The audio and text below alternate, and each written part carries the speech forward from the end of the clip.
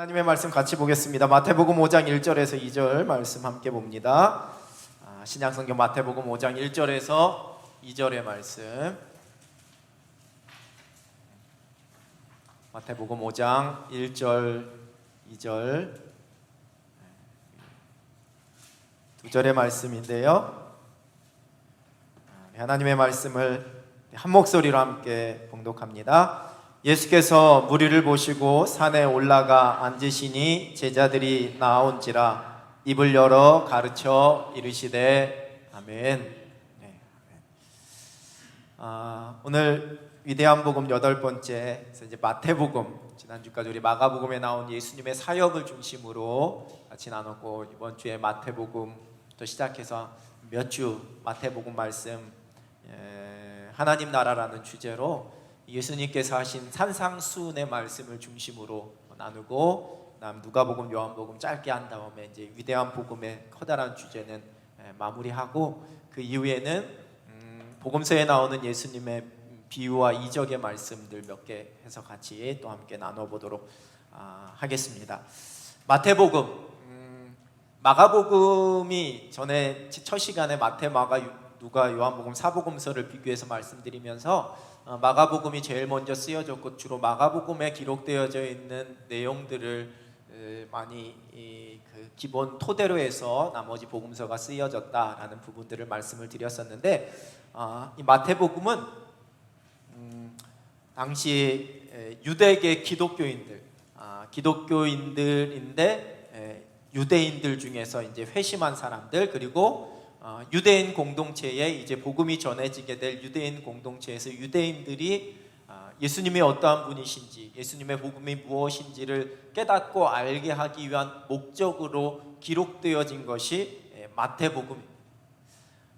이 마태, 마가, 누가, 요한복음, 사복음서가 각각 비슷한 내용, 같은 내용도 담고 있지만 쓰는 관점이나 사용하는 용어나 이런 표현들이 조금 다르다라고 말씀을 드렸는데, 왜냐하면 복음이 모든 사람들, 어느 한 계층이나 어느 한 부류의 사람들뿐만 아니라 모든 계층의 사람들에게 모두에게 전해져야지만 되는 좋은 소식이기 때문에, 그들이 그 복음을 들을 때에 좀 더 잘 이해하고 또 그 마음의 문이 열릴 수 있도록 여러 가지 다양한 관점과 다양한 강조점을 이렇게 드러내면서 각각의 복음서가 쓰여졌는데, 특별히 마태복음은 유대인들을 중심으로 그 유대인들이 이 복음을 들을 때에 깨달음이 있고 그들 가운데 은혜와 도전이 있고 회심이 일어나게끔 그렇게 쓰여진 게 이 마태복음이다.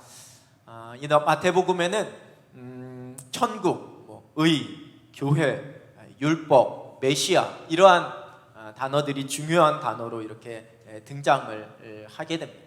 그 중에서 이 천국, 하나님 나라라고 이야기할 수 있죠. 천국이라는 주제를 가지고서 이 마태복음은 많은 부분에 있어서 이 천국에 관한 말씀을 들려주고 계시는데, 그래서 제가 함께 위대한 복음 마태복음을 나누면서 하나님 나라라는 주제로 같이 은혜를 나누려고 그렇게 저도 제목을 정했는데, 천국이 상당히 중요한 개념입니다.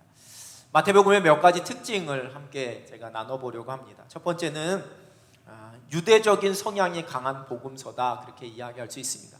제가 이 마태복음이 유대인들을 염두에 두고 유대인 중에서 회심한 기독교인들, 그리고 아직 회심하지 않은 유대인들을 염두에 두고 쓴 책이 마태복음이기 때문에 유대적 성향이 강한 복음서인데요.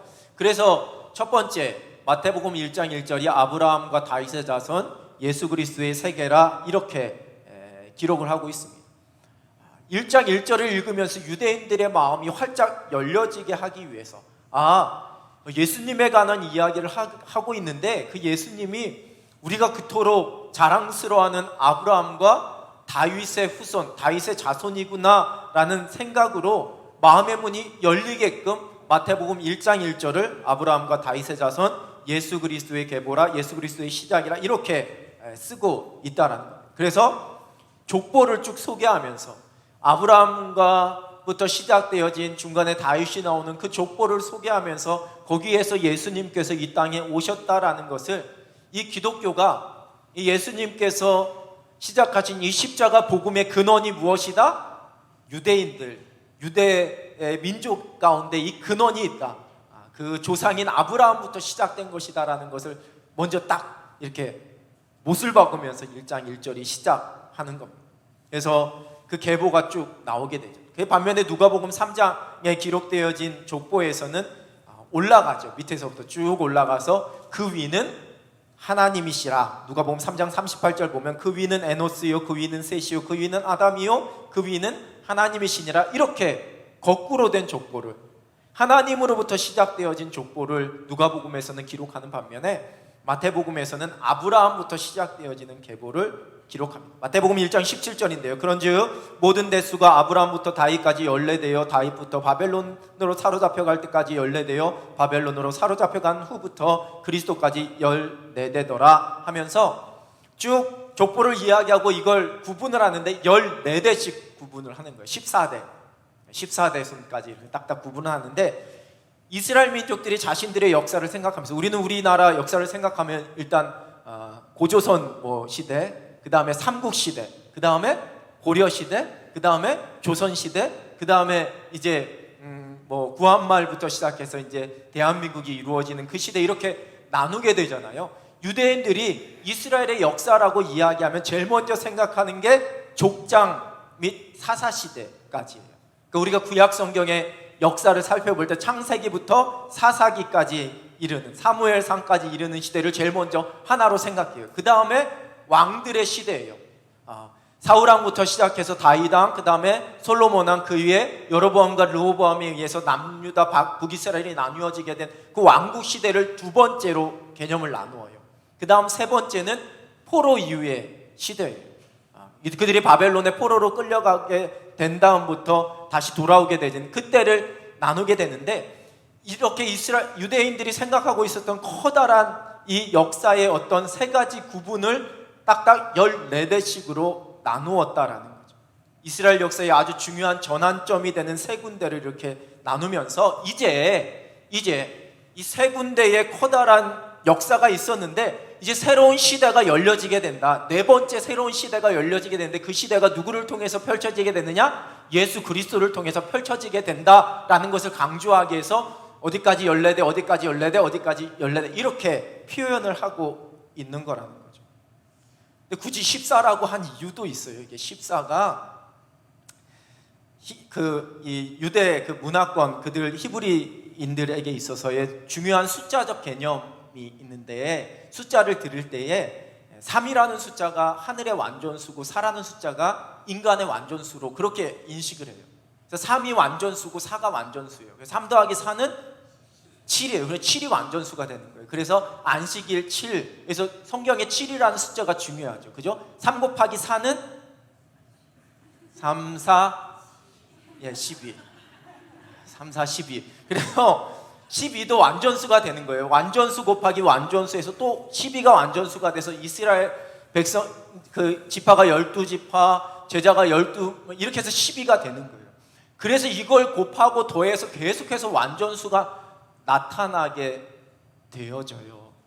그래서 12 곱하기 12 하면 144. 140에 또 44의 완전수인 1000을 곱하면 14만 4천. 요한계시록에 나오는 14만 4천의 구원받는 자의 수, 이게 다 상징적인 숫자, 완전한 숫자를 의미한다라는 거죠. 완전한 숫자를. 근데 이 완전한 숫자인 7, 3 더하기 4, 7이 완전수인데, 이 7의 완전수를 두 번을 곱한 14도 완전수라고 생각합니다. 그래서 14대, 14대, 14대. 7이라는 완전한 숫자가 두 번이 더해졌으니 더 완전해져서 이게 14대요, 14대요, 14대로 이렇게 끊어서 족보를 썼다라는 거죠. 그런데 재미있는 것은 이렇게 자세히 한번 살펴보시면 동사로, 나타나는 동사로 계산하게 되면 처음과 마지막은 13대고요. 그 다음에 이 그냥 낳은 사람들, 나타나는 이름의 개수를 세게 되면 첫 번째하고 세 번째는 14명인데 가운데는 또 15명이 돼요. 이게 무슨 말이냐면 이게 딱 14가 맞는 게 아니라는 거예요. 그 다음에 왕들은 20명인데 그 중에 6명은 이 족보에서 또 빠져 있어요. 뭐냐? 의도적인 거라는 거죠. 이게 정확하게 14, 14, 14로 나누는 게 아니라 정확하게 그게 맞아 떨어진 게 아닌데 마태복음에서 이 예수님의 족보를 쓰면서 이 14라는 숫자를 일부러 맞춘 거예요. 그 이유는 뭐다? 유대인들이 읽을 때에 마음의 문이 우리는 별로 감동이 안 되잖아요. 여러분들은 지금 그죠? 지금 제가 이렇게 얘기하는데 그런 거구나 그러면서 전혀 감동을 못 받으시잖아요. 그죠? 뭐 그런가 보다. 근데 유대인들은 달랐다라는 거예요. 막 가슴을 치고 막 이 무릎을 치면서 그리고 예수님이 진짜 이렇게 반응을 하게 된다라는 거죠. 그게 이제 어떤 그들이 갖고 있었던 문화적인 공통점 속에서 느끼게 되는 거예요. 그걸 통해서 유대인들이 예수님께서 우리 유대인의 혈통에서 우리가 그토록 존경하는 믿음의 조상인 아브라함과 우리가 그토록 정치인으로서 우리의 리더로서 존경하는 다윗의 후손에서 나신 분으로서 이제 새로운 세대 14대 14대 14대의 완전한 시대가 다 마치게 되어지고 이제 예수 그리스도를 통해 새로운 시대가 이제는 열려졌구나 라는 것을 깨닫게 하기 위해 그렇게 고백하게 하기 위해서 이렇게 쓰고 있다라는 거죠. 근데 이게 접근하는 방식만 다르지 영적으로 실제로 예수 그리스도를 통해 우리에게 새로운 세상, 새로운 시대가 열려졌기 때문에 유대인들이 이걸 통해서 이러한 방법을 통해서라도 그렇게 깨닫고 고백하게 되면 그게 이제 복음의 문에 마음에 열리는 거기 때문에 그렇게 기록을 하고 있다라는 거예요. 그래서 마태복음 또 두 번째로 새로운 모세로서 새로운 토라를 주시는 분으로 예수 그리스도를 강조해요. 마태복음에는 5가지의 커다란 이 설교를 중심으로 마태복음이 쭉 기록되거든요. 5장에서 7장에 나오는 산상수훈, 10장에 나오는 제자를 파송하는 설교, 13장에 나오는 천국 비유에 대한 설교, 18장에 제자들과 공동체를 향한 설교, 24, 25장에 예수님께서 마지막 날에 일어나게 될 일들을 이야기하는 감난산 강화라고 하는 5가지의 커다란 예수님의 설교를 중심으로 해서 마태복음이 구성이 돼요. 자, 5개의 예수님의 설교하면은 유대인들은 뭘 떠올리냐면 모세 오경을 떠올리게 되는 거예요. 모세 오경. 이렇게 연결되는구나. 그러면서 이 모세 오경이 그들에게 주는 영향력이 있었기 때문에 예수님의 이 말씀에 대해서 거부감이 없이 받아들이게 된다라는 거죠.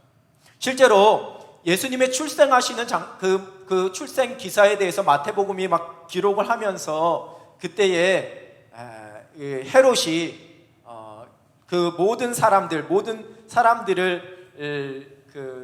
모든 사내 아이들을 다 조사하라고 이야기한 후에 그때로부터 기준으로 해서 2살부터 그 아래로 다 죽이니 이런 말씀이 기록돼요. 마태복음 2장 16절인데요. 이에 헤롯이 박사들에게 속은 줄 알고 심히 노하여 사람을 보내어 베들레헴과 그 모든 지경 안에 있는 사내 아이를 박사들에게 자세히 알아본 그때를 기준하여 2살부터 그 아래로 다 죽이니. 우리는 헤롯이 참 잔인무도했구나 라고 생각하게 되는데 이스라엘 백성들, 유대인들은 이 장면을 보면서 어떤 장면을 떠올리느냐? 출애굽기에 기록되어진 바로가 히브리 여인이 낳은 그 아들들을 죽이라라고 명령했던 그 명령을 이렇게 오버랩하면서 떠올리게 되는 거예요. 이런 식으로 마태복음 안에는 유대인들이 읽으면서 이 모세 오경에 나오는 말씀들을 연상할 수 있게끔 하는 산상보호는 10계명의 말씀을 이렇게 떠올리게 되어지고 예수님의 이적이 기록된 마태복음 8장에서 9장의 10가지 이적은 모세의 이적을 떠올리게 되어지고 예수님의 변화산 사건은 모세의 시내산에서의 변화된 그 얼굴빛이 변화된 사건을 떠올리게 되면서 예수님께서 우리에게 있었던 이 율법을 다 완성시키고 새롭게 하시기 위해서 오신 분이구나라는 걸 강조하면서 이야기하고 있다는 거죠. 그리고 세 번째로 구약의 인용이 가장 많은 복음서예요. 선지자에서 기록되었은 바, 옛 선지자가 이렇게 이야기했던 바, 이렇게 하면서 단지 그것이 구약의 말씀이 성취된 것뿐만 아니라 예수님을 통해서 그것이 완전해진다라는 것을 계속해서 강조하면서 이야기하고요. 네 번째는 그 율법의 중요성과 가치에 대해서 강조하면서 이야기합니다. 예수님께서 율법을 폐하러 온 것이 아니라 오히려 완전하게 하시기 위해서 왔다라는 말씀을 강조하고 있죠. 그 다음 다섯 번째는 이방 선교에 대한 부정적인 표현을 마태복음에만 기록하고 있어요. 마태복음 10장 5절 6절 예수께서 이 12를 보내시며 명하 이르시되 이방인의 길로도 가지 말고 사마리아인의 고을에도 들어가지 말고 오히려 이스라엘 중에 잃어버린 양에게로 가라. 유대인들에게로만 가서 이방으로 가지 말고 제자들에게 이렇게 말씀하셨다는 것을 들으면서 유대인들은 자부심을 갖는 거예요. 아, 예수님의 첫 번째 관심이 우리였구나. 물론 예수님께서는 둘 다 중요시하고 있음을 다른 부분에서 여러 번 말씀하시지만 마태복음이 이 말씀을 강조함으로 유대인들이 그런 자부심을 갖게끔 기록을 하고 있다라. 자, 그런데 반면에 또 반유대적인 성향이 강한 복음서가 마태복음이에요. 니네 정신 차려야지만 된다. 이걸 곳곳에서 기록하고 있는 게 마태복음이라는 거죠. 족보를 제가 말씀드렸잖아요. 그 족보를 읽으면서 유대인들이 자부심을 가졌다라는 걸 말씀드렸는데, 반대로 이 예수님의 족보에 여인들의 이름이 등장하게 돼요. 다말과 라합과 룻과 우리아의 아내 마리아를 제외하고서 이 4명의 여인의 이야기가 기록이 되어지죠. 유대인들에게 있어서는 상당히 자존심이 상하는 문제였어요. 일단 족보에 여인들의 이름이 기록된다라는 것뿐만 아니라 자신들이 그토록 자랑스러워하던 다윗의 혈통이 순수한 혈통이 아니라는 것도 드러내고 있는 그러한 족보의 기록이거든요. 이 4명의 여인들은 다 이방인.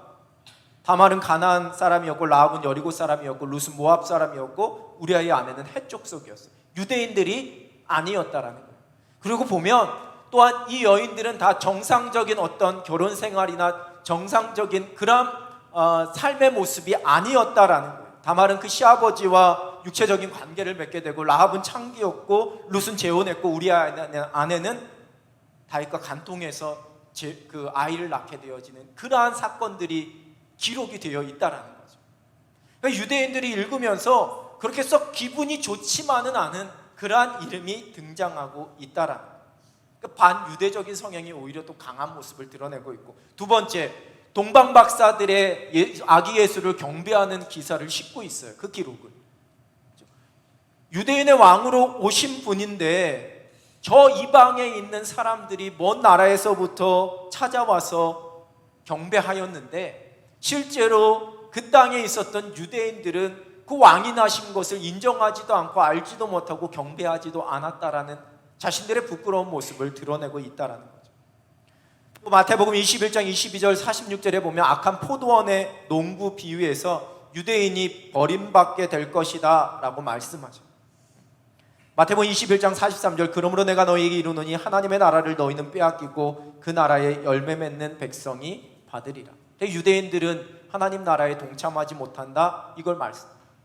또 마태복음 3장 7절에서는 유대인을 독사의 자식들이다 이렇게 공격하죠. 요한이 많은 바리새인들과 사두개인들이 세례 베푸는 대로 오는 것을 보고 이르되 독사의 자식들아 누가 너희를 가르쳐 임박한 진노를 피하라 하더니, 유대인들을 향하여 독사의 자식들아 이렇게 말씀하시는 내용도 가감없이 쓰고 있다라. 그리고 다섯 번째로, 이 구원이 유대인들에게만 한정된 것이 아니라 모든 사람들에게 열려져 있는 것이다라는 구원의 보편성을 이야기를 해요. 이방인 백부장의 믿음을 2번이나 성경에서 기록하고 있고, 마태복음 28장에서는 모든 족속을 제자를 삼아 그들에게 복음을 전해야지만 된다는 선교 명령도 기록하고 있어요. 그러니까 이 복음이 예수 그리스도가 유대인들에게만 해당이 되고 유대인들만 구원하기 위해서 오신 분이 아니라는 것도 마태복음에서는 함께 강조하고 있다라는 거죠. 이게 이제 마태복음의 하나의 특징이에요. 유대인들을 위하는 것 같으면서도 유대인들을 대해서 정확하게 그들의 모습을 정신 차려라 이렇게 이야기하고 있는, 그게 바로 마태복음의 말씀입니다.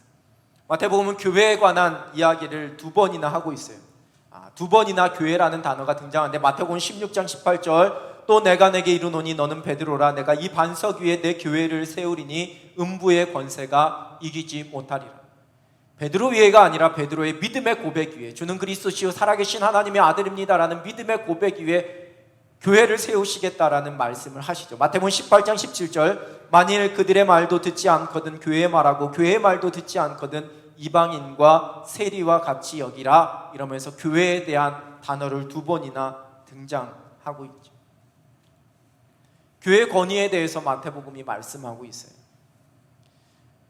그 예수님께서 베드로의 고백 위에다 교회를 세우시겠다 라고 말씀을 하시고, 그러면서 이어진 말씀이 마태복음 16장 19절 20절이죠. 내가 천국 열쇠를 내게 주리니 내가 땅에서 무엇이든지 매면 하늘에서도 매일 것이요 내가 땅에서 무엇이든지 풀면 하늘에서도 풀리리라 하시고, 이게 교회에 허락해 주신 은혜, 교회에 허락해 주신 권세거든요.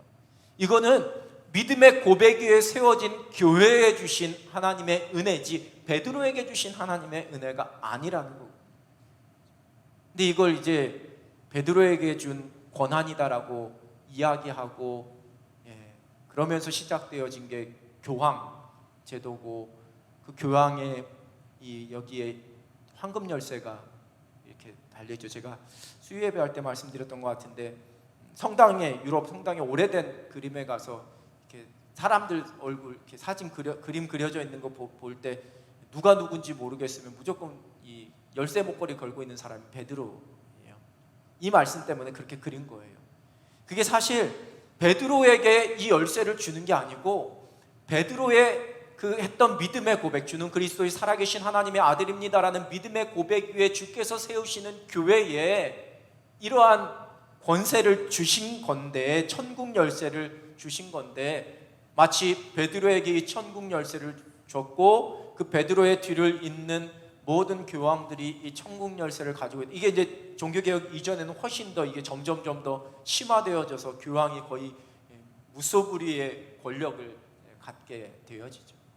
중요한 것은 교회는 우리의 믿음의 고백 위에 세워지는, 한 분 한 분이 다 주는 그리스도시요 살아계신 하나님의 아들입니다라는 믿음의 고백들을 드리면서 함께 모이는 공동체가 교회가 되는 거고, 교회에 흔들리지 않는 고백은 주는 그리스도시요 살아계신 하나님의 아들입니다라는 우리 예수님의 구주 되심, 우리 하나님의 아버지 되심에 대한 그 믿음의 고백이 교회에 가장 필요하고 중요한 고백이란.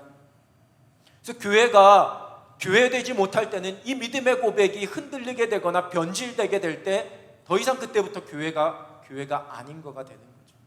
교회가 어느 한 사람, 어떤 사람의 권한이나 어떤 사람의 어떤 이 동기나 어떤 사람의 그 욕심이나 생각대로 이끌어져 가게 될 때 그게 더 이상 교회가 아닌 이유는 민주적이지 아니기 때문에가 아니라 그 믿음의 고백 위에 세워진 그 공동체가 아니기 때문에 그게 더 이상 교회가 아니라는 거예요. 우리가 교회에 대해서 아파하고 교회에 대해서 고민하게 될 때 가장 첫 번째 기준은 우리 교회가 민주적인가? 우리 교회가 뭐 이런 소통들이 잘 되는가? 여러분, 이게 첫 번째 기준이 될 수 없다라는 거예요. 우리 교회 공동체 안에 예수 그리스도의 구주 되심과 하나님 아버지의 아버지 되심, 하나님의 주인 되심이 우리 교회 공동체 가운데 고백되고 있는가? 그렇지 않은가? 그것이 교회를 다스리고 있는가? 그렇지 않은가? 이게 기준이 되는 거예요. 그 위에 세워진 교회가 진짜 교회고, 그러한 교회 공동체에 우리 주님께서 천국 열쇠를 주셨다라고 말씀하신, 마태복음은 그 교회에 대해서 강조하면서 이야기합니다. 그 다음에 긍정적인 제자상, 마가복음에서는 제자들의 무지함에 대해서 많이 이야기하는데, 마태복음도 뭐 꼭 제자들이 다 그렇지 않다라는 것을 말하는 건 아니지만 그래도 마가복음에 비해서는 더 긍정적인 제자상을 이야기합니다. 다섯 번째, 마태복음은 천국에 관한 말씀입니다. 세례요한이 천국이 가까이 왔다라고 선포한 이후에 예수님께서 그 세례요한의 뒤를 이어 사역하시던 그 모든 말씀과 사역의 모습을 통해서 하나님의 나라 천국이 이 땅에 이루어졌음을 선포하시고 그것을 친히 보여주셨다는 거예요. 마태복음은 이 주제와 이 관점을 가지고 이 말씀을 계속해서 이 복음을 전하고 있어요. 씨 뿌리는 자의 비유, 가라지의 비유, 겨자씨의 비유, 이 천국에 관한 그 비유의 말씀도 다 그런 취지에서 하나님의 나라가 이 땅에 이루어졌고 이루어져 가고 있음을 선포하는 말씀이라는 거죠. 마태복음 13장 11절입니다. 대답하여 이르시되 천국의 비밀을 아는 것이 너희에게는 허락되었으나 그들에게는 아니 되었나니. 천국에 관한 말씀을 우리에게 들려주십니다. 천국은 하나님의 약속이 완전하게 이루어지는, 성취되어지는 그곳이 바로 천국입니다. 늘 말씀드리지만 천국은 우리 개인의 종말 또한 우주적인 종말, 이 두 가지가 있죠. 종말은, 개인의 종말은 우리 개인이 이 생명이 끊어지게 되는 그러한 날이 개인의 종말입니다. 모든 사람이 언젠가 죽게 됩니다. 그 죽음 앞에서 이제 심판을 받게 되어지는데, 그 자리에서 예수 그리스도를 믿는 믿음으로 말미암아 얻게 되어지는 그러한 천국이 우리 가운데 약속되었습니다. 개인의 종말 때에 우리가 누리게 되는 천국, 또한 우주적인 종말, 하나님께서 언젠가 끝이 있을 것이다 말씀하셨습니다. 예수님께서 다시 이 땅에 오시는 재림의 날, 그것이 바로 우주적 종말인데, 그 우주적 종말에 이루어지게 되는 천국을 성경에서는 말씀하십니다. 근데 또한 중요한 것은 그렇게 완전하게 이루어지는 천국이 아닌 지금 우리가 살아가는 우리의 삶의 자리에서 우리가 이루어가고 있는 하나님의 나라 천국에 대해서도 말씀하신다는 것. 마태복음은 예수님께서 이 땅에 오심으로 말미암아 이미 이 땅에 천국이 이루어졌다, 이루어지기 시작했다, 이렇게 선포하십니다.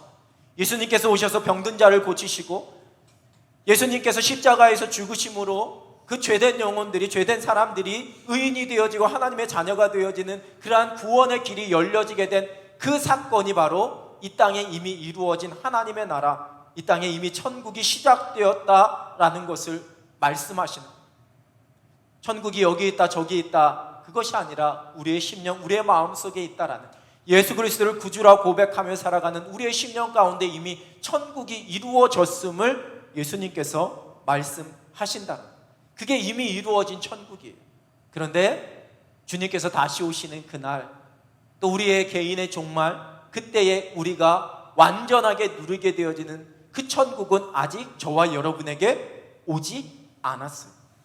우리의 개인의 종말을 맞이할 때 그날이 오게 되어지고, 예수님께서 다시 오실 때 우리가 그날을 맞이하게 되는 거예요. 그게 바로 사람들이 이야기하는 이미와 아직 사이, 그러한 표현이라는 거죠. 이미 하나님의 나라가 이루어졌고, 하지만 완전한 하나님의 나라는 아직 이루어지지 않은 그 사이를 저와 여러분이 살아가고 있습니다. 그럼 우리는 이때 어떻게 살아가야 하느냐?